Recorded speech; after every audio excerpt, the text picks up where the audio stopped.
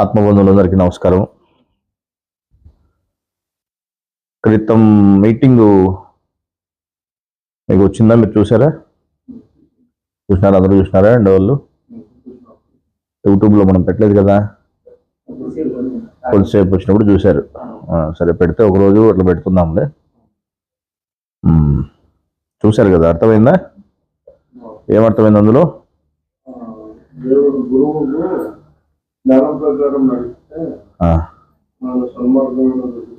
మీకేమర్థమైందో? మీకేమర్థమైంది?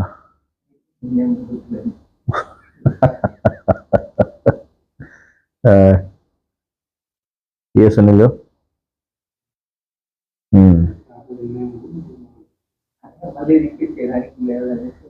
Okay, సరే. ఏదైనా సరే దేవుడి జ్ఞానం విషయములు మనం చాలా జాగ్రత్తగా పరిశీలన చేసుకుని, విశ్లేషణ చేసుకుని, అందులో సత్యం ఏముందని చూసుకొని ముందుకు పోవాల్సిన అవసరం ఉంది. అర్థమైందా? ఇప్పుడు మీరు సొంతంగా ఆ పని చేయాల.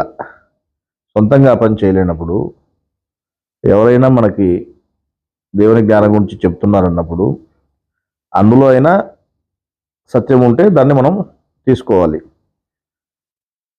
మనము దాన్ని గ్రహించుకోవడంలో లోటుపాట్లు ఉంటే ఏమవుతుందనంటే మనకి శ్రద్ధ లోపిస్తుంది.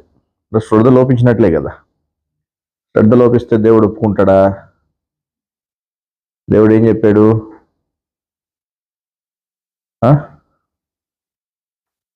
ఆయనకి ఇష్టలుగా ఉంటే ఆయన దగ్గర రాణిస్తానని చెప్పాడు. అవునా కదా? ఆయనకి ఇష్టలుగా లేకుండా ఆయనకి అయిష్టలుగా మారితే ఏమవుతుందని చెప్పాడు? అపమార్గం పట్టిస్తాడని చెప్పినాడు. ఆయనకి ఇష్టలుగా లేకుండా అయిష్టలుగా మారడం. అయిష్టలుగా మారడం అంటే ఎట్లా? దేవునికి ఇష్టం ఎట్లుంటుంది, దేవునికి అయిష్టం ఎట్లుంటుంది? ఏ విధంగా మనం ఉంటే దేవునికి ఇష్టలమవుతాం? మనం శ్రద్ధ, దాని మీద, జ్ఞానం మీద శ్రద్ధ కలిగి ఉండడము. దేని మీద కలిగి ఉండాలి శ్రద్ధ? జ్ఞానం మీద. గురువు ఏం చెప్పాడన్న దాని మీద మనం శ్రద్ధ కలిగి ఉండి, శ్రద్ధతో ఎప్పుడైతే మనం దాన్ని పరిశోధన చేస్తూ విశ్లేషణ చేస్తూ పోతామో అప్పుడు మనం శ్రద్ధగా ఉన్నట్టు అవుతుంది. ఆ శ్రద్ధగా ఉంటేనే మనం జ్ఞానంలో ముందుకు పోగలుగుతాం. అందువల్ల జ్ఞానం దగ్గర ఎప్పుడు కూడా మనము ఎప్పుడూ దాన్ని అందిపుచ్చుకోవడానికి ఉండాలి. కానీ ఆల్రెడీ మర్చిపోయాము ఇంకోటి అంటే అది మన శ్రద్ధ లోపం అవుతుంది. అర్థమవుతుందా? సరే, ఒకసారి మరి లాస్ట్ టైం చెప్పిన దాంట్లో క్లుప్తంగా కూడా మీకు ఒకసారి చెప్తాను. మళ్ళీ కూడా చూడండి ఎక్కడ చెప్పాను. ఇది 14వ సూర 4వ ఆయతు ఖురాన్ గ్రంథంలో ఏం చెప్పుకున్నాం రోజు? దేవుడు తాను కోరిన వారిని అపమార్గం పట్టిస్తాడు, అట్లే తాను కోరిన వారికి సన్మార్గము చూపిస్తాడు. ఆయన సర్వాధిక్యుడు, వివేకవంతుడు అని ఈ వాక్యం ఆఖరిలో చివరిలో ఉంది. మరి ఈ వాక్యం ఎవరి గురించి చెప్పారు అని చూస్తే, ఆయన వివేకవంతుడు, సర్వాధిక్యుడు అని చెప్పినటువంటి మాటకు వివరణ ఎక్కడ ఉంది అంటే ప్రవక్తలు ఎవరనేటువంటి గ్రంథంలో నాకు తెలిసి 24 పేజీ దగ్గర, 26 పేజీ దగ్గర ఎక్కడో మీకు ఉంటుంది. వివేకవంతుడు అని ఎవరిని చెప్తాము అంటే కనిపించని దేవుణ్ణి కాదు. వివేకవంతుడు అంటే తెలివైనటువంటి వాడు అని చెప్పని. మనుషులకే తెలివి అనేది ఉండేది కాబట్టి మనుషులలోకెల్లా ఆయన మీ అందరికంటే చాలా తెలివైనవాడు అని చెప్పేదాన్ని ఉద్దేశంతో వివేకవంతుడు అని చెప్పారు. అట్లే ఈ మనుషులందరికంటే ఆయనే గొప్పవాడు కాబట్టి ఆయన్ని సర్వాధిక్యుడు అంటే ఆయనకంటే మించిన వాళ్ళు ఎవరు లేరు కాబట్టి ఆ విషయం చెప్పడం జరిగింది. కాబట్టి ఇక్కడ ఏం చెప్పారు? ఆయన చెప్పినట్లు నడుచుకుంటే ఎవరైనా సర్వాధిక్యుడు, భగవంతుడు, గురువు, సర్వాధిక్యుడు, వివేకవంతుడు, మహోన్నతుడు ఎవరైనా ఆయన అవుతాడు. కాబట్టి ఆయన చెప్పినట్లు నడుచుకోమన్నాడు. ఆయన ఏం చెప్పాడు అంటే, ఆయన చెప్పినట్టు నడుచుకోమంటే ఆయన మనకి చెప్పినటువంటి ప్రపంచ విషయాల ప్రకారం నడుచుకోవడమా? కాదు. ఆయన మాట ప్రకారం నడుచుకోండి అంటే ఆయన మాట అంటే ఏంటి? జ్ఞానము. ఆయన చెప్పిన జ్ఞానం ప్రకారము, ఆ జ్ఞానం ఏముందని మనం తెలుసుకొని విశ్లేషణ చేసుకొని దాని ప్రకారం ఆచరణ చేస్తూ నడుచుకోవడం అనేది మనం ముఖ్యంగా పెట్టుకోవాలి. అర్థమైందా? దీనికి వివరణ కూడా ఏం చెప్పారు? వివరణలో మనిషి ఎవరి మాటను వింటాడో అతని మీదనే ఆధారపడి ఉంది. అర్థమైందా? దేవుడు ఏం చెప్పాడు ఇక్కడ? నువ్వు ఆయన చెప్పిన మాట వింటే, అంటే గురువు చెప్పినటువంటి మాట వింటే నిన్ను సన్మార్గంలో పంపిస్తాను అని చెప్పినాడు. ఆయన చెప్పిన మాట వినగలిగితే. ఒకవేళ దేవుని మాటను, అంటే గురువు చెప్పినటువంటి మాటను లెక్క చేయకుండా, అంటే ఆ జ్ఞానాన్ని లెక్క చేయకుండా ఇతరుల మాటను వింటే వాడిని ఏం చేస్తానని చెప్పినాడు? అపమార్గంలో పంపిస్తాను అని చెప్పినాడు. దేవుడు సర్వాధికారి కావున ఆయన కంటే మించిన వారు ఎవరు లేరు. మళ్ళీ ఇక్కడ దేవుడు అన్నాడు, సర్వాధికారి అన్నాడు. ఇక్కడ మీరు గ్రహించాల్సింది ఏంటంటే, ఖురాన్ గ్రంథంలో పరమాత్మకు సంబంధించిన విషయం చెప్పినా, ఆత్మకు సంబంధించిన విషయం చెప్పినా, భగవంతునికి సంబంధించిన విషయం చెప్పినా 3 చోట్ల కూడా దేవుడనే సంబోధిస్తారు. అట్లాగే అల్లా అని చెప్పనే ఉంటుంది. ఇక్కడ 3 దానికి కూడా అక్కడ ఏ సందర్భంలో చెప్పారు, ఎవరి కోసం చెప్పారనే దానికోసమే ఈ వెనకాల ఆయన వివేకవంతుడు, సర్వాధిక్యుడు అని ఉన్న మాటను బట్టి చూస్తే ఇది గురువు అంటే భగవంతునికి చెప్పినటువంటి వాక్యము అనేది క్లియర్గా అర్థమవుతా ఉంది. ఇక్కడ పొరపాటు పడకూడదు మీరు, ఓకేనా? అందువల్ల ఇక్కడ ఏం చెప్పారు? ఆయన చెప్పినట్టు మీరు నడుచుకోండి, అప్పుడే మిమ్మల్ని సన్మార్గంలో పంపిస్తాడు. లేదని మీరు ఇతరులు చెప్పిన మాటల ప్రకారం పోతే ఏమవుతుంది? అపమార్గం పట్టిస్తాడు. ఎందుకంటే ఆయన కంటే మించిన వారు ఎవరైనా ఉన్నారా? ఎవరూ లేరు. ఆయన సర్వాధిక్యుడు, వివేకవంతుడు. అందువల్ల ఆయన మించిన వారు లేరు. ఆయన కంటే మతాధిపతులు అంటే ఎవరు? మతము అంటే ఏంటి? సమ్మతము అంటే, మతము అంటే ఒక గుంపుని, సమ్మతించి ఒక గుంపుని మతము అని చెప్పారు స్వామి. ఒక గుంపు ఉంటే ఏమవుతుంది? ఆ గుంపుని ఏమంటారు? మతము అని అంటారు. ఆ గుంపుకు ఉండేటువంటి పెద్దలను ఏమంటారు? మత పెద్దలు అంటారు. అది ఏ మతమైనా కావచ్చు, మతం అని పేరు పెట్టుకునే వాళ్ళైనా కావచ్చు, మతం అని పేరు పెట్టుకోకుండా కూడా ఉండేటువంటి గుంపులు ఏవైనా కూడా కావచ్చు. అర్థమైందా? మరి అటువంటి పెద్దలు గొప్పవారు కాదు. మత పెద్దలు గొప్పవారు కాదు. ఎవరికంటే గొప్పవారు కాదు? భగవంతుడి కంటే, అంటే గురువు కంటే గొప్పవాళ్ళు కాదు. కాబట్టి నువ్వు వినాల్సింది ఎవరి మాటను వినాలి? గురువు మాటను వినాలి. గురువు మాటలు ఏ విధంగా ఉన్నాయి? జ్ఞానం రూపంలో గ్రంథాలలో ఉన్నాయి. మీరు దాన్ని తెలుసుకొని ఆచరణ చేస్తే మీరు దేవుని మార్గంలో ముందుకు పోతారు. కానీ ఇతరుల మాటలు నింటే ఏమవుతుందని చెప్పాడు? అపమార్గం పట్టిస్తాను అని దేవుడే చెప్పడం జరిగింది. అర్థమైందా? ఇదే వాక్యం గురించి ఇంకా వివరంగా ఆ రోజు మనం చెప్పుకున్నట్టున్నాము. సరే,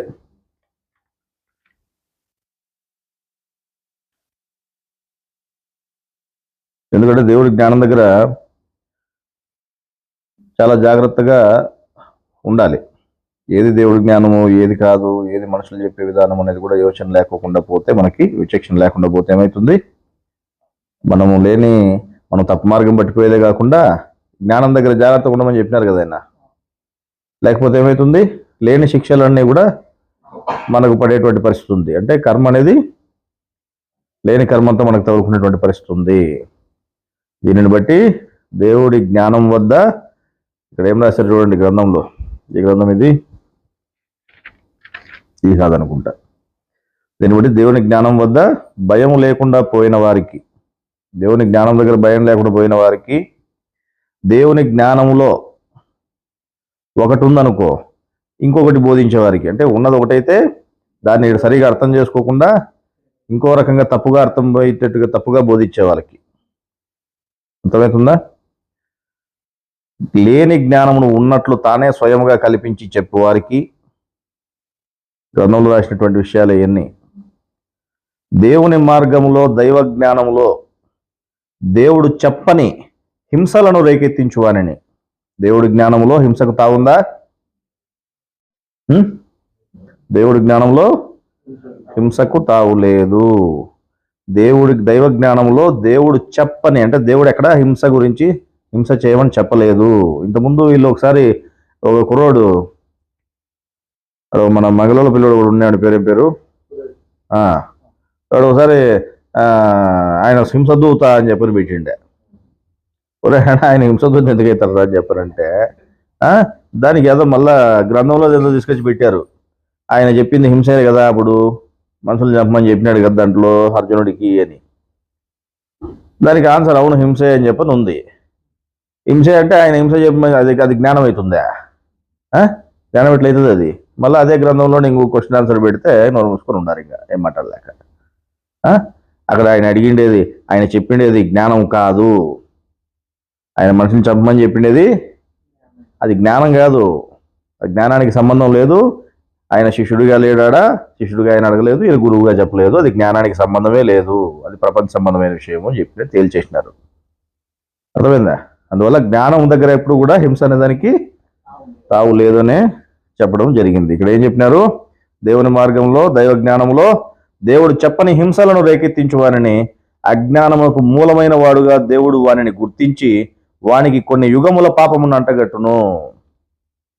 కొన్ని యుగాల పాపాన్ని దేవుడు అంటగడతానని చెప్పినాడు. దానితో వాడు శాశ్వతముగా నరక బాధలను అనుభవించవలసి వచ్చును. దేవుని దృష్టిలో అటువంటి వానికి ఎప్పటికీ క్షమాపణ ఉండదు. దేవుని దృష్టిలో అటువంటి వానికి ఇప్పుడు క్షమాపణ ఉండదు. అందువలన ప్రపంచ విషయంలో మీరు ఎట్లున్నా పర్వాలేదు. అర్థమైందా? ప్రపంచ విషయాల్లో మీరు ఎట్లా పోయినా పర్వాలేదు, ఇది దేవుని జ్ఞానము. ఈ జ్ఞానం దగ్గర ఒళ్ళు దగ్గర పెట్టుకుని లేకపోతే ఏమవుతుంది?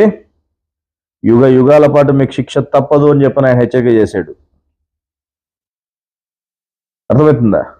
అందువల్ల నువ్వు ప్రపంచ విషయాలు ఎట్లున్నా పర్లేదు, కానీ దేవుని జ్ఞానం వద్ద జాగ్రత్తగా ఉండాలని చెప్పని తెలుపుతున్నాము అని చెప్పని ఎవరు చెప్పిన మాట ఇది? మేము ఈ మాటలు చెప్తే ఏమంటున్నారు తెలుసా? కొందరు మేము జ్ఞానం చెప్తుంటే మీరు దేవుని జ్ఞానం ముసుగులో కొంతమందిని విమర్శిస్తున్నారు. ముసుగాడుంది, మేము ముసుగేసుకునేది ఏంది? మేము చెప్పినది కాదు, ఇదిగో ఆయన చెప్పినట్టు ఇది ఆ గ్రంథం, ఇది గ్రంథం తీసి గ్రంథంలో చూపించమంటే చూపించాం, మీకు ఇదే వాక్యాలే. మరి ఇప్పుడు మనం ముసుగేసుకొని చెప్తున్నావా, ముసుగు తీసేసి ఉండేది ఇదేం చెప్తున్నావా?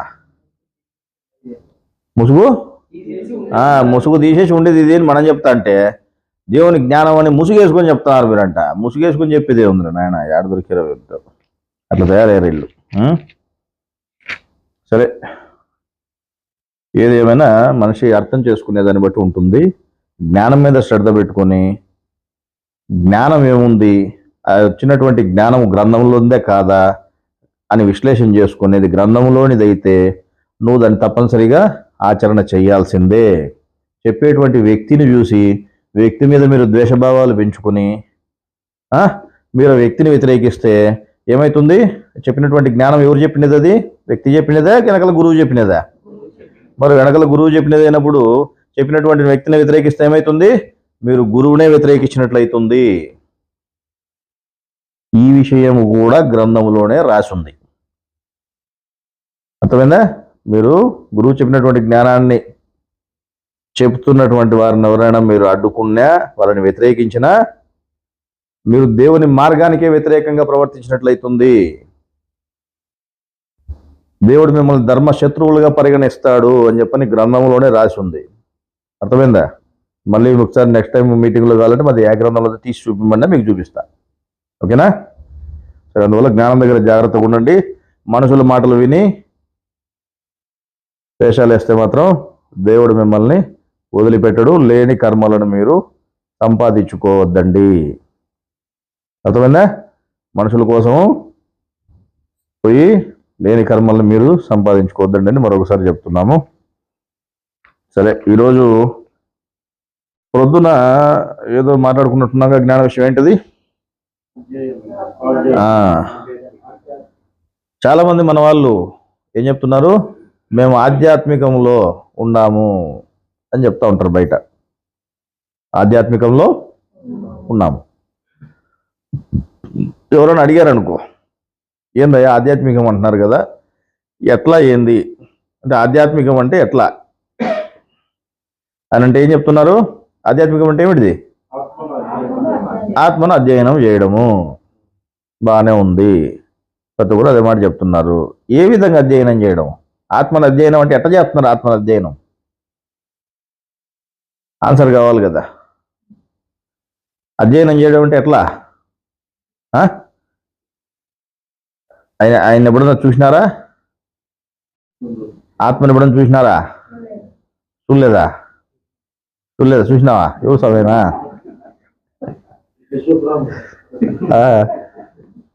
మరి ఆత్మను అధ్యయనం చేయడం అంటే ఎట్లా అధ్యయనం చేస్తారు? ఆధ్యాత్మికము అంటే అర్థమైంది, ఆత్మను అధ్యయనం చేయడం అని చెప్పినారు. మరి ఆత్మను అధ్యయనం చేయడం అంటే ఎట్లా? మరి ఆచరిస్తారా? సాధన చేస్తానా? ఏం సాధన స్వామి? ఏదో మాకు కూడా చెప్తే మేము చేస్తాం కదా వద్దా? సరే, ఆధ్యాత్మికం అంటే ఆత్మను అధ్యయనం చేయడము అని చెప్పని అనుకున్నాం కదా. భగవద్గీతలో కూడా మనకేముంటుంది? అధ్యాయము అని చెప్పని ఉంటుంది. 1వ అధ్యాయం 2వ అధ్యాయము అని చెప్పని. అట్లాగే అధ్యయనము, ఆత్మను అధ్యయనం చేయడము. సరే, ఆత్మను అధ్యయనం చేయడం అంటే ఏందనేది తర్వాత చూద్దాము. ఈలోపు మనం ఒక గ్రంథంలోని ఒక ముఖ్యమైనటువంటి వాక్యాల గురించి తెలుసుకుందాం ఈరోజు. ఇది ద్వితీయ దైవ గ్రంథంలోని ముఖ్యమైన వాక్యాలను గురించి తెలుసుకుందాం. ఇది ద్వితీయ దైవ గ్రంథానికి పరిమితం కాదు, అన్ని గ్రంథాలకి. ఇది భగవద్గీత, బైబిల్, ఖురాన్ 3 గ్రంథాలకి వర్తించేటువంటి విషయము.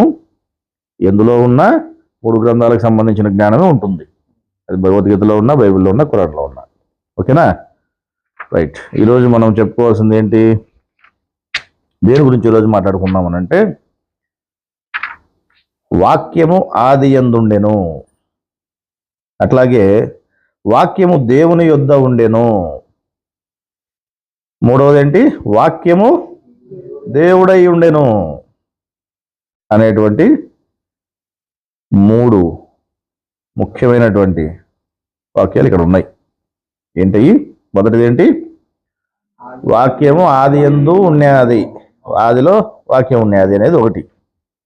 అట్లాగే ఆదిలో వాక్యం ఉండేదంటే ఏడున్నది వాక్యం ఆదిలో అంటే దేవుని వద్ద ఉన్నది. అయిపోయిందా? మరి మూడోది ఏంటి? వాక్యము దేవుడై ఉండెను, వాక్యమే దేవుడై ఉండెను. మరి దీని గురించి మీరు అందరూ కూడా గ్రంథాలు ఆల్రెడీ చదువుకుని ఉంటారు కదా. మరి దీని వివరణ ఏమన్నా మీకు ఐడియా ఉందా? మర్చిపోయినావా? అదొకటి అయిపోద్ది, ఇంకా మళ్ళీ దానికి ఎందుకు పెండి. ఓ, ఎవరు పాయింగ్ ఎవరున్నారు? పెద్ద మనుషులు ఎవరికైనా దీని గురించి అవగాహన ఉందా? చదివినారు కదా, ఇవన్నీ చదివినారు. మరి చదివితే దాని గురించి సారం ఉండాలి కదా, సారం పట్టుకోకపోతే.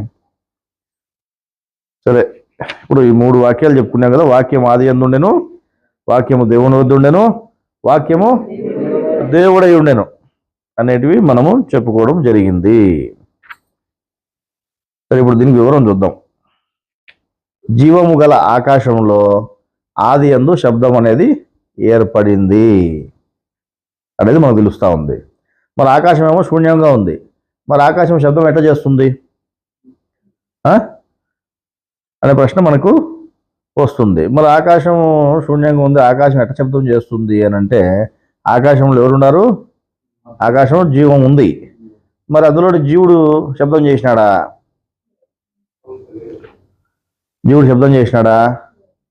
జీవుడు ఎప్పుడు కూడా శబ్దం చేసేది కానీ మూతి ముక్కు లేనాడు వీడేం చేస్తాడు కానీ, జీవుడు ఎప్పుడు శబ్దం చేసేదానికి చేత కాదు. చేయలేడు, చేయలేడు. అయిపోయినా? మరి శాస్త్రం ప్రకారం జీవుడు ఏది చేయడు, అది జీవాత్మ ధర్మం కూడా. అట్లాగే దేవుడు ఏమైనా చేసినాడా? పరమాత్మ ఆయన రూపనామ క్రియలు లేనివాడు, అదే ఆయన ప్రథమ ధర్మము అని చెప్పినప్పుడు, ఆయన ఏ పని రూపనామ క్రియ అంటే ఏంది? పని. ఆయన పని చేయనోడు కదా, మళ్ళీ శబ్దం చేర్చేమవుతుంది? మళ్ళీ శబ్దం చేసినాడు అంటారు. కాబట్టి ఆయన చేయలేదు, ఈయన చేయలేదు. ఇప్పుడు ఎవరు చేసినారు? ఎవరి దగ్గర ఉండేది వాక్యం? మధ్యలో ఇటు జీవాత్మ దగ్గర లేదు, అటు పరమాత్మ దగ్గర లేదు. ఇప్పుడు ఎవరి దగ్గర ఉంది? మధ్యలో ఆయన దగ్గర ఉంది. ఎవరి దగ్గర? ఆత్మ దగ్గర ఉంది. ఆదిలో వాక్యం ఉంది. అది ఎవరి దగ్గర ఉంది? ఆత్మ దగ్గర ఉంది. అప్పుడు చేసినటువంటి శబ్దానికి కారణం ఎవరు? జీవుడు కాదు, దేవుడు కాదు, ఇద్దరు కాదు, ఇంకోడు ఎవడో ఉండి చేసినాడు. ఎవరు ఇంకోడు అని చూస్తే ఎవరున్నారు? ఇంకోరు ఆత్మ. అర్థమైందా? దేవుడు ఏం చేసినాడు? మొట్టమొదట విశ్వాన్ని సృష్టించినాడు కదా. ఆయన విశ్వాన్ని సృష్టించినప్పుడు దేవుడు దేవుడుగా ఉంటూ ప్రకృతిని సృష్టించడం జరిగింది. దేవుడు దేవుడిగానే ఉంటూ మొదటి తన నుంచి ప్రకృతిని దానిని తయారు చేసినాడు. ప్రకృతి 5 భాగములుగా ఉండునట్లు సృష్టించాడు. అది నిర్జీవమైన దాని వలన దాన్ని చైతన్యం నింపడం కోసం ఏం చేశాడు? ఆయన తన నుండి ఆత్మను, జీవాత్మను రెండింటినీ తయారు చేయడం జరిగింది. ఎవరు చేశారు? ప్రకృతిని ఎవరు తయారు చేశారు? పరమాత్మ తయారు చేశాడు. ఆత్మను, జీవాత్మను ఎవరు తయారు చేశారు? పరమాత్మ తయారు చేశాడు. మరి ఇంచేపు మళ్ళీ ఏం పని చేయడం చెప్తారు? అబ్బా పర్లేదు, ఇది ఒకటి బాగా వ్యాపకం పెట్టుకున్నాడు స్వామి మీరు. అంటే వీళ్ళని తయారు చేయకముందు ఆయనకు పని ఉన్నది, ఆయన పని చేసినాడు. అవునా కదా? వీళ్ళని తయారు చేసేది పనే కదా. ఇది తయారు చేసిన తర్వాత ఏమైంది? ఆయన పని చేయనటువంటి వాడుగా నేను ఏ పని చేయనని కూర్చున్నాడు. అర్థమైందా? సకల కార్యములను చేసేదానికి ఆత్మను నియమించినాడు. అందువల్ల ఆయన ఏం చేసినాడు? దేవుడు ఏ పని చేయనివాడు కదా అంటే ఏం చెప్పుకున్నాం మనం ఇందాక? దేవుడు ఏ పని చేయనివాడు, కానీ అది ప్రకృతిని, మిగతా 2 ఆత్మలను తయారు చేసిన తర్వాత ఆయనకి ధర్మం అనేది తయారైంది. ధర్మం అనేది ఎప్పుడు తయారైంది? సృష్టి ప్రారంభమైన తర్వాత ఆయన ధర్మం అనేది తయారైంది. అంతకుముందు అతిథుడు ఆయనకి, అంటే ఆయన పని చేసేవాడు అప్పుడు సృష్టికి పూర్వం. సృష్టి తర్వాత ఏ పని చేయనటువంటి వాడిగా ఆయన ఉండిపోవడం జరిగింది. అప్పుడు ఆయన విధంగా ఉండి ఏం చేశాడు? సృష్టిని తయారు చేసిన ఆత్మకు అన్ని అధికారాలు ఇచ్చి ఆయన ఏం చేసినాడు? ఆయన సైలెంట్గా ఉండిపోయినాడు. ఇప్పుడు ఆయన ఏ కార్యము చేయనటువంటి వాడు. ఆయన ఉన్నా కూడా లేనట్లుగానే లెక్క. మరి ఆయన ఏ పని చేయనప్పుడు శరీరంలో పరమాత్మ స్థాయిలో పని చేయాల్సినటువంటి ఒక గ్రంథంలో ఏం రాసి ఉంటుంది తెలుసా? శరీరంలో ఆత్మ పరమాత్మ ఇద్దరు జీవుని కోసమే పనిచేస్తున్నారు అని రాసి ఉంటుంది. శరీరంలో ఆత్మ పరమాత్మ ఇద్దరు జీవుని కొరకే పనిచేస్తున్నారు అని రాసి ఉంటుంది. ఇంతకుముందు మేము ఒకరితో మాట్లాడుతూ సృష్టి జరిగినప్పుడు పరమాత్మ ఆయనే వేషం మార్చుకొని ఆత్మగా మన ముందర ఉండడం జరిగింది అని చెప్పాం. అని గ్రంథంలోని విషయమే చెప్పడం జరిగింది. చెప్పినప్పుడు మీరు ఆయనే వేషం మార్చుకొని ఉన్నాడు కదా, ఉండేవాడు ఆయనే కదా అని చెప్పని నువ్వు ఆయనవి కదా అంటే పరమాత్మవి కదా అని అంటే అట్లా కుదరదు. ఇప్పుడు ఒక రాజకీయ నాయకుడు ఒక పోలీసు ఉద్యోగి స్థానంలో వచ్చి ఉన్నాడు అనుకో, పోలీస్ డ్రెస్ వేసుకుని. అప్పుడు ఈయనకి ఏమవుతుంది? ఈయనకి 2 రూల్స్ అండ్ రెగ్యులేషన్స్ ఉన్నాయి. ఎవరికి? పోలీస్ ఆయనకి.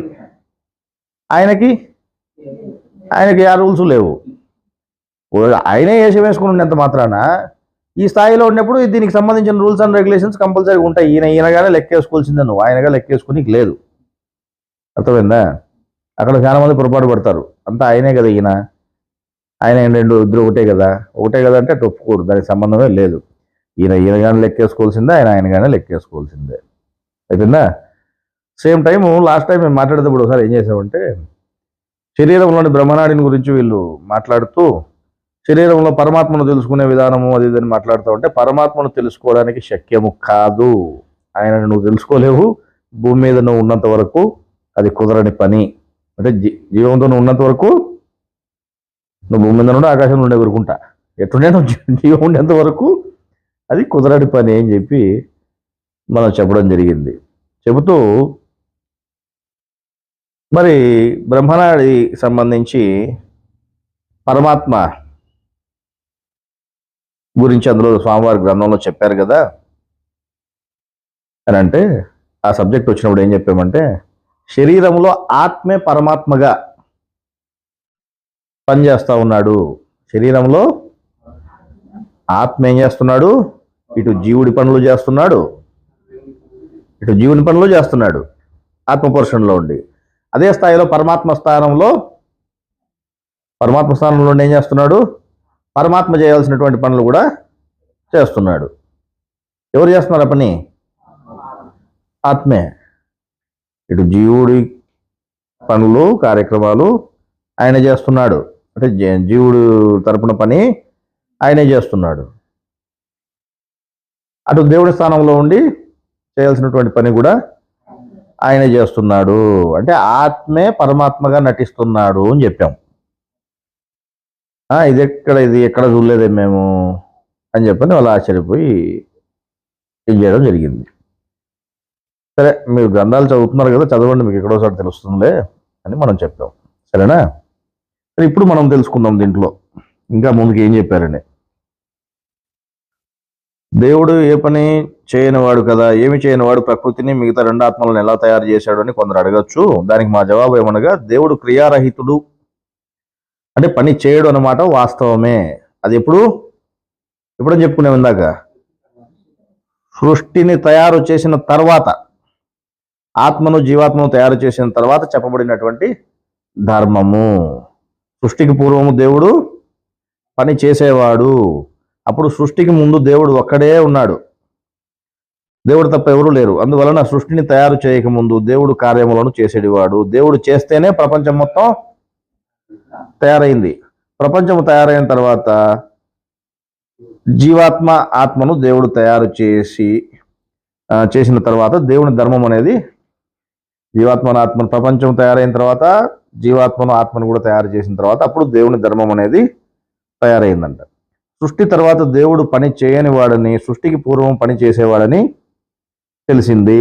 సృష్టికి పూర్వము పని చేసేవాడు, సృష్టి తర్వాత పని చేయనివాడు. దేవుడు క్రియలన్నిటినీ అంటే దేవుడి పనులన్నింటినీ ఆత్మకు గరిపించినాడంట. ఆయన నేను పని చేయని వాడిగా ఉండిపోతానని చెప్పినాడు కదా, ఆయన పని చేయడు కదా. అప్పుడు ఆయన చేయాల్సిన పనులన్నీ ఎవరు చేయాలా? ఆత్మ చేయాలా. ఆత్మ కల్పించి ఆత్మ చేత చేయించున్నట్లు నిర్ణయించి తాను ఏమీ చేయని వాడైనాడు. అందువలన ఆత్మను తయారు చేసిన పరమాత్మ తాను పనులు చేయకుండా మానివేసింది. దేవుడు చేయవలసిన పని అంతటిని ఆత్మే చేయుచున్నది. ఆత్మ పనులు చేయుచుండగా పరమాత్మ ఏమీ చేయక కేవలం సాక్షిగా చూస్తూ ఊరక ఉన్నాడు. సాక్షిగా చూస్తూ ఊరకనే ఉన్నాడు ఆయన. దేవుడు ఏమీ చేయని వాడైనందున, జీవుడేమో ఏమీ చేతగాడు వాడైనందున, అన్నీ చేయువాడు ఆత్మే అయినందున, ఆదిలో ఆకాశం నుండి శబ్దం చేసినది కూడా ఆత్మే చేసిందని చెప్పవచ్చును. ఆత్మ ఆకాశంలో అణిగి ఉండి ఆకాశం నుండి శబ్దము చేసింది. ఆత్మ చేసిన శబ్దము దేవుని జ్ఞానమై ఉండెను. ఏమైంది? దేవుని జ్ఞానమై ఉంది. అందువలన ఆ శబ్దమును వాక్యము అన్నారు. వాక్యం అనగా భావముతో కూడుకున్న శబ్దము అని చెప్పని అర్థము అని చెప్పారనమాట. ఆది యందు వాక్యం ఉండెను అంటే ఎవరి దగ్గర ఉంది వాక్యము? దేవుని దగ్గర. ఎవరా దేవుడు? ఆత్మ దగ్గర వాక్యం ఉంది. ఆ వాక్యం ఏమిటి? ఏ రూపంలో ఉంది వాక్యము? శబ్దం రూపంలో ఉంది. ఆ శబ్దం ఏమిటి? జ్ఞానము. జ్ఞానముతో కూడుకున్నది వాక్యము. వాక్యమును శబ్ద రూపంలో చెప్పినది ఎవరు? ఆత్మ. ఆత్మ ఆకాశం నుండి చెప్పిన జ్ఞానమే ప్రపంచమునకు మొదటి జ్ఞానము. అర్థమైందా? ప్రపంచానికి మొట్టమొదటి జ్ఞానము ఆకాశం నుంచి వచ్చినటువంటిదే. అప్పుడు పెద్ద పెద్ద ఉరుముల రూపంలో పెద్ద పెద్ద శబ్దాలుగా చెప్పబడి ఉంది. అది మనుషులు అర్థం చేసుకునే భాష కాదు. ఉరుముల శబ్దముతో ఉన్న భాషను ఆకాశంలోని గ్రహాలని గ్రహించడం జరిగింది. అందులో సూర్యుడు గ్రహించాడు. అది మనుషులకు అర్థం కాని భాష అని తెలిసి సూర్యుడు మనుషుల భాషలో భూమి మీద మను అనే వ్యక్తికి తాను శబ్దముల ద్వారా గ్రహించిన జ్ఞానాన్ని తర్వాత కాలక్రమంలో ఆయన తెలియజేయడం కూడా జరిగింది. అర్థమైందా? ఇక్కడ చూడండి, ఆకాశ శబ్దముల జ్ఞానము ఎక్కడి నుంచి వచ్చింది? ఆకాశ ఆత్మ దగ్గర నుంచి వచ్చింది. ఆత్మ వద్ద నుండి వచ్చిన ఆత్మజ్ఞానము ఆత్మలో నుండి వచ్చింది. ఆత్మ దగ్గర నుంచి వచ్చినది ఆత్మలో నుండి వచ్చింది. ఆత్మలో నుండి వచ్చిన జ్ఞానమును చూస్తే, ఇది బాగా గుర్తుపెట్టుకోండి, ఆత్మలో నుంచి వచ్చిన జ్ఞానమును చూస్తే ఆత్మయే జ్ఞానముగా మారి ఆత్మ నుండి బయటికి వచ్చింది. ఆత్మనే జ్ఞానముగా మారి ఆత్మ నుండి బయటికి వచ్చింది. దూదిలో నుండి దారము బయటికి వచ్చినట్లు ఆత్మలో నుండి జ్ఞానము బయటికి వచ్చినది. అర్థమైందా? దూది దారముగా ఎలా మారి దూది నుంచి దారం బయటికి వస్తున్నదో అలాగే ఆత్మ నుండి జ్ఞానము తయారవచ్చు బయటికి వస్తున్నది. దూది వేరు దారము వేరైనా దూదియే దారముగా మారేదని చెప్పవచ్చును. అలాగే ఆత్మ వేరు జ్ఞానం వేరు అయినా ఆత్మ నుండే ఆత్మ జ్ఞానం బయటికి వస్తున్నది. దారమును విడదీసి చూస్తే అందులో ఏముంటాయి? దూది పోగులే ఉంటాయి. ఆత్మ జ్ఞానమును విడదీసి చూస్తే అందులో ఆత్మ విధానమే ఉంటుంది. ఆది యందు వాక్యం ఉండేనన్న మాటను చూస్తే ఈ విధంగా ఎవరి దగ్గర ఉంది వాక్యము? ఆత్మ దగ్గర ఉంది. ఆత్మ నుంచే బయటకు వచ్చింది. దాని తర్వాత రెండో వాక్యం విడదీసి చూస్తే ఉరుమి చెప్పినటువంటి శబ్దము ఆకాశ ఆత్మ నుంచి వచ్చిందని చెప్పని మనకు తెలిసింది. అందువల్ల వాక్యము దేవుని వద్ద ఉండెను. ఆదిలో వాక్యం ఉండెను అనేది దానికి అర్థమైంది.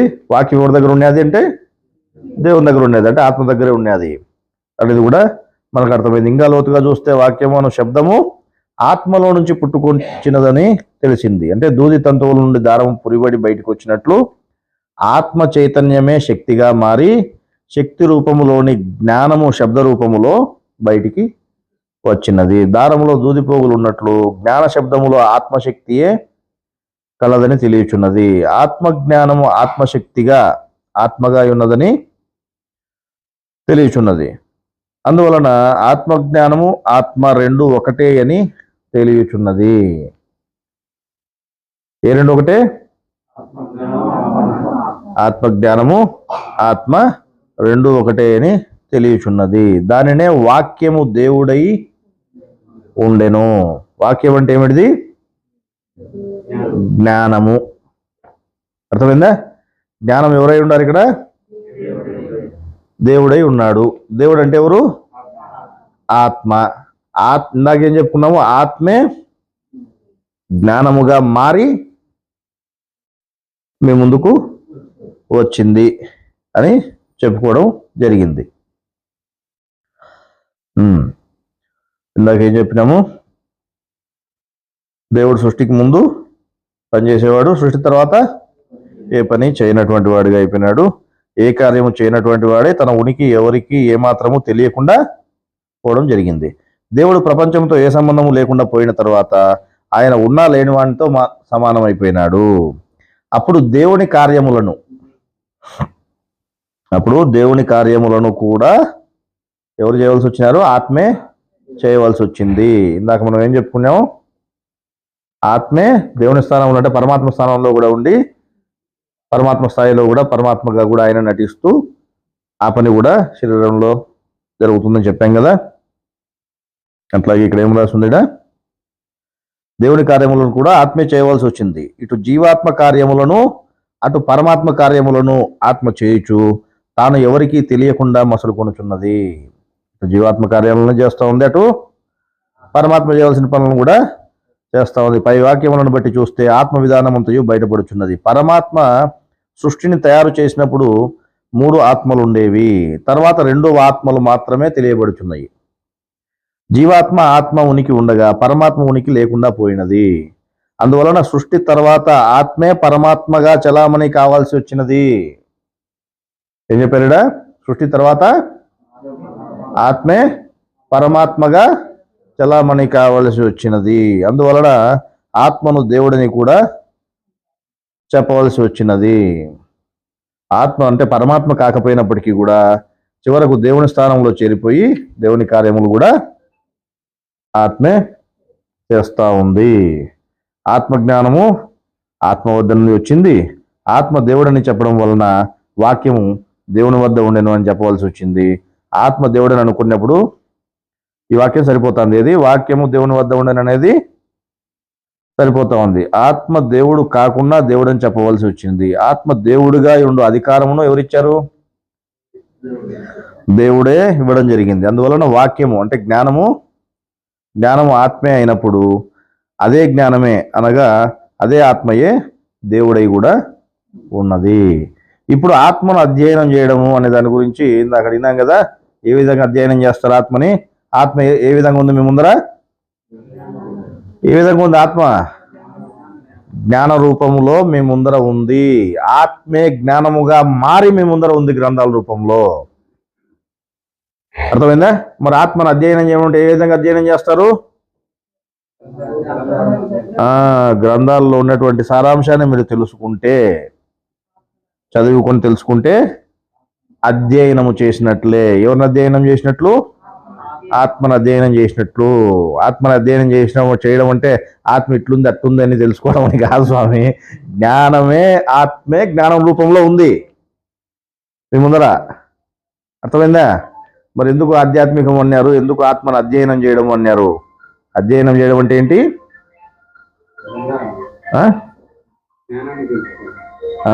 జ్ఞానాన్ని నువ్వు పరిశోధన చేస్తూ అందులో ఉన్నటువంటి సత్యాన్ని తెలుసుకొని తీసేయండి. మరి ఏడుందో నాకేం చెప్తున్నావు? ఆత్మే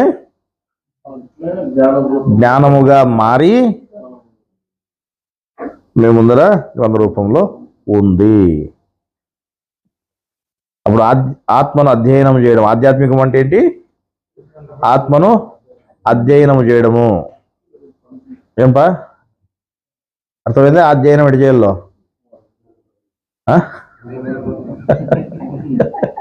అధ్యయనం చేయడం అంటే ఇంతలా ఉంది, ఇంత ఉంది అని కొలచడం, లేకపోతే బక్కలపరాలు ఎవరు చూసినామని ఎవరు చూడలేదు ఎవరు.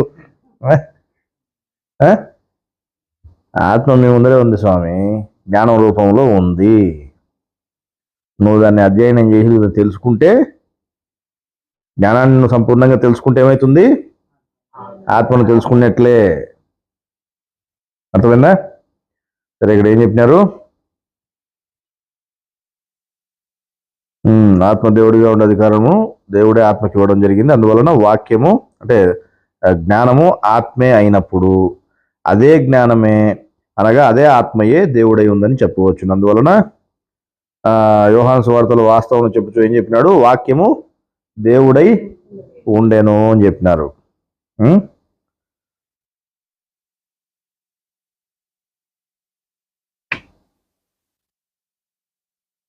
ఇంత వివరంగా ఇక్కడ ఏం చెప్తున్నారంటే, ఇంత వివరంగా చెప్పినప్పటికీ మీకు అర్థం కాకపోతే ఆత్మజ్ఞానం ఎప్పటికీ అర్థం కాదు అని చెప్పినారు. ఇంకా ఆయన ఆత్మజ్ఞానం అర్థం కాకపోతే దేవుని విధానం ఏమాత్రమూ తెలియదు.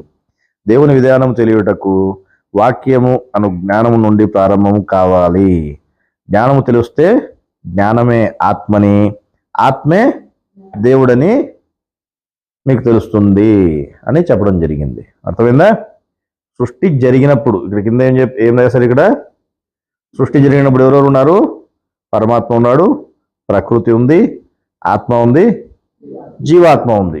సృష్టి జరిగినప్పుడు. సృష్టి జరిగిన తర్వాత ఎవరెవరు ఉన్నారు? సృష్టి జరిగిన తర్వాత ప్రకృతి, ఆత్మ, జీవాత్మ. అంటే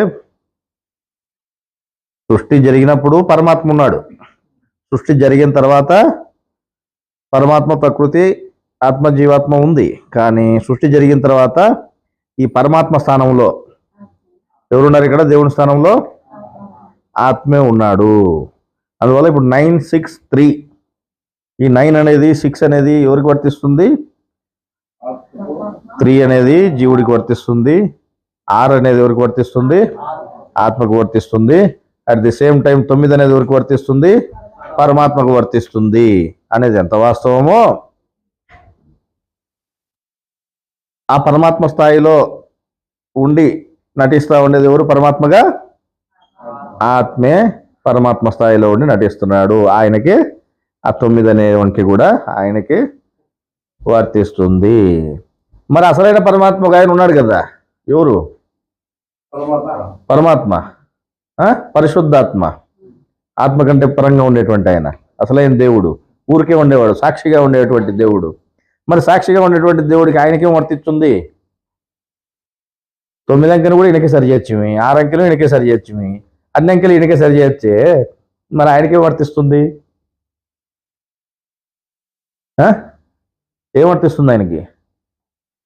0. ఆయన గుర్తు ఏమిటిది? 0, శూన్యము.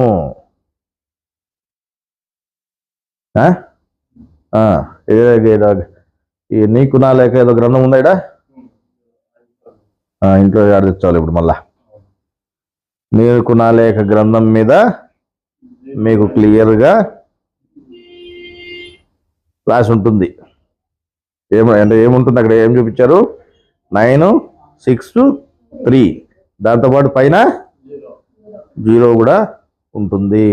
0 ఎవరికి గుర్తు? పరమాత్మకు గుర్తు. 9 ఎవరికి గుర్తు? పరమాత్మకే గుర్తు. అంటే అక్కడ ఆత్మే పరమాత్మగా పనిచేస్తున్నాడు. అంటే జీవుడి పని చేసేటప్పుడు ఆత్మకి 6 వర్తిస్తుంది, అటు దేవుడి పని చేసేటప్పుడు 9 వర్తిస్తుంది. అర్థమైందా? అందువల్ల ఆత్మ 2 విధాలుగా పనిచేస్తా ఉన్నాడు, ఇటు దేవుడిగాను ఇటు ఆత్మగాను. అంటే అటు పరమాత్మగాను ఇటు ఆత్మగాను 2 పనులు కూడా ఆయనే చేస్తున్నాడు. ఆత్మగా ఆయన చేయాల్సిన పని ఏమిటిది? జీవుని యొక్క పనులు చేస్తున్నాడు. అట్లాగానే పరమాత్మగా ఉంటూ దేవుడు చేయాల్సిన పనులను కూడా ఆయనే చేస్తున్నాడు. ఎందుకంటే అసలైన దేవుడు ఏం చేస్తున్నాడు? సాక్షిగా ఊరికే ఉన్నాడు. ఆయన అన్ని ఈయనకే అధికారం ఇచ్చినాడు మొత్తం.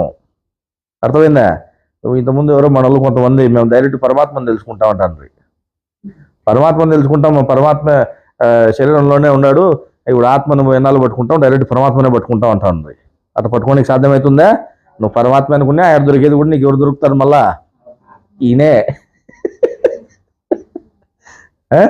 ఈయనే పరమాత్మగా కూడా నటిస్తూ ఉంటాడు కాబట్టి ఈయన దొరుకుతాడు. కానీ అసలైన ఆయన దొరకాలంటే ఏం కావాలా?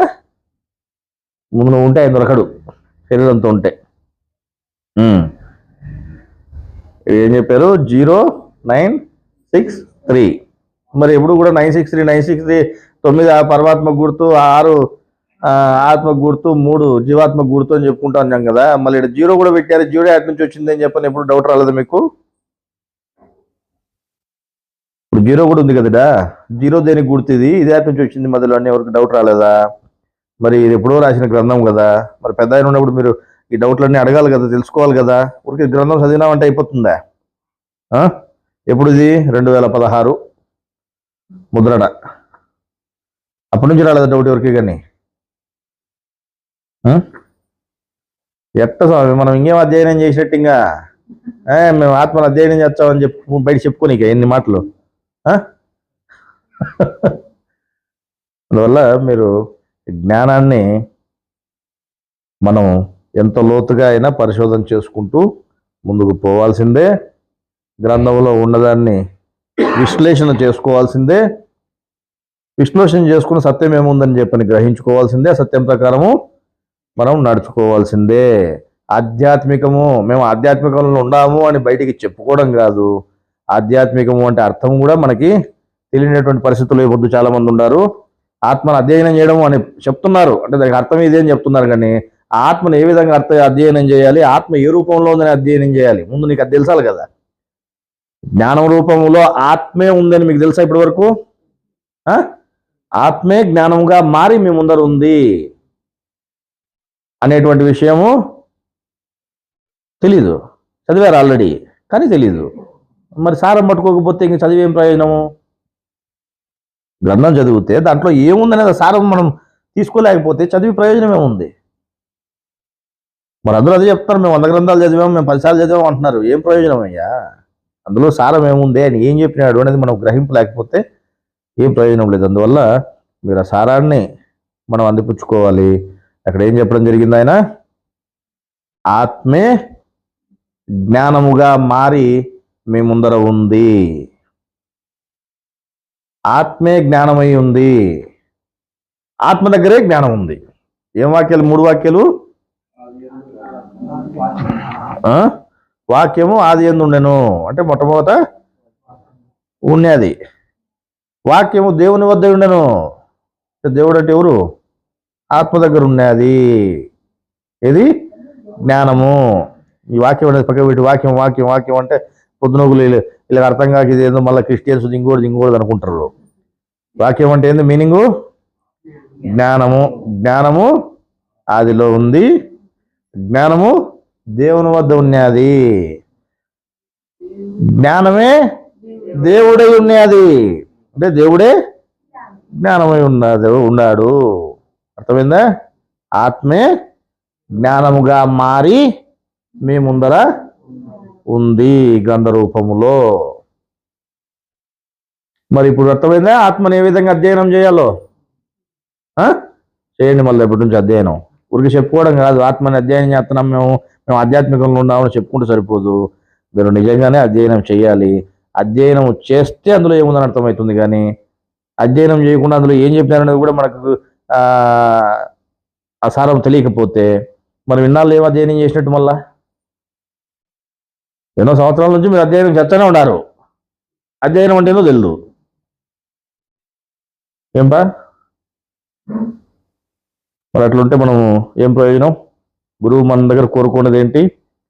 మీరు జ్ఞానాన్ని తెలుసుకొని దాని ప్రకారం ఆచరణ చేస్తూ మీ కర్మలను కాల్చుకోండి. ఇంకా చెప్పాలంటే జ్ఞానమే అగ్నిగా మారి మీ కర్మలను కాల్చివేస్తుంది.